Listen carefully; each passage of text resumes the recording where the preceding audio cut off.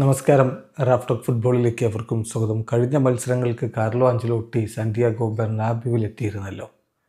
അത് ശരിക്കും പറഞ്ഞാൽ CBFൻ്റെ ഡെലിഗേഷനൊപ്പം താരങ്ങളെ സ്കൗട്ട് ചെയ്യുന്നതിൻ്റെ ഭാഗമായിട്ട് പോയതാണ്. പക്ഷേ സ്പാനിഷ് മാധ്യമങ്ങൾ അപ്പോഴേക്കും വാർത്ത അടിച്ചിറക്കി വിട്ടു.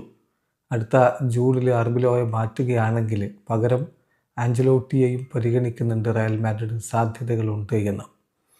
എന്നാൽ ഇപ്പോൾ അതൊക്കെ വെറും റൂമർ മാത്രമാണ് എന്നുള്ളത് ബ്രസീലിയൻ മാധ്യമം ഗ്ലോബോ സ്ഥിരീകരിക്കുന്നു എന്ന് മാത്രമല്ല, ആഞ്ചലോട്ടിയും CBFും തമ്മിൽ പുതിയ കരാർ ഒപ്പിടാൻ പോകുന്നു. 2030 വരെ അദ്ദേഹം ബ്രസീലിൻ്റെ കോച്ചായി തുടരാനുള്ള കോൺട്രാക്റ്റ് ഇതാ ഒപ്പിടാൻ പോകുന്നു എന്ന റിപ്പോർട്ട് ബ്രസീലിയൻ മാധ്യമം ഗ്ലോബോ നൽകുന്നു. ഗ്ലോബോയുടെ റിപ്പോർട്ട് ഇങ്ങനെയാണ്: CBFും ആഞ്ചലോട്ടിയും 2030 വേൾഡ് കപ്പ് വരെ കോൺട്രാക്റ്റ് ഒപ്പിടുന്നതിലേക്ക് പോവുകയാണ്.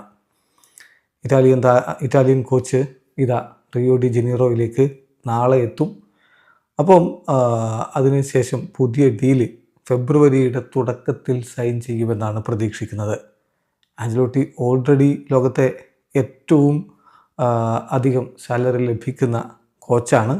ദേശീയ ടീമിൻ്റെ കോച്ചുമാരിൽ ഏറ്റവും അധികം സാലറി ലഭിക്കുന്നയാളാണ്. 10 മില്യൺ യൂറോസാണ് അദ്ദേഹത്തിന് ഒരു വർഷത്തേക്ക് കൊടുക്കുന്നത്. ഈ റിന്യൂവൽ ഉണ്ടാവുകയാണെങ്കിൽ സിമിലർ കണ്ടീഷൻസിൽ തന്നെയായിരിക്കും. പക്ഷേ ബോണസ് അദ്ദേഹം ടാർഗറ്റ് അച്ചീവ് ചെയ്യുന്നതനുസരിച്ച് ബോണസിൽ വ്യത്യാസമുണ്ടാവും. കറണ്ട് കോൺട്രാക്റ്റിലും വലിയൊരു ബോണസ് ഉണ്ട്. അതായത് ബ്രസീൽ 2026 വേൾഡ് കപ്പ് നേടുകയാണെങ്കിൽ 5 മില്യൺ യൂറോയുടെ ഒരു ബോണസ് അദ്ദേഹത്തിന് ലഭിക്കുകയും ചെയ്യും എന്നാണിപ്പോൾ ഗ്ലോബോ റിപ്പോർട്ട് ചെയ്യുന്നത്. അതായത് ആഞ്ചലോട്ടിക്ക് ലോകത്തെ ഏറ്റവും മികച്ച സാലറി കൊടുത്തുകൊണ്ട് ബ്രസീൽ 2030 വരെ അദ്ദേഹത്തെ നിലനിർത്താനാണ് ഇപ്പോൾ പ്ലാൻ ഇടുന്നത്. അദ്ദേഹവും അത് അഗ്രി ചെയ്തിരിക്കുന്നു. ഫെബ്രുവരി മാസത്തിലെ പുതിയ കോൺട്രാക്റ്റ് സൈൻ ചെയ്തേക്കും. വീഡിയോ അവസാനിക്കുന്നു. ഫുട്ബോൾ ലോകത്തെ കൂടുതൽ വിശേഷങ്ങളുമായി റാഫ്റ്റോക്സ് വീണ്ടും എത്താം.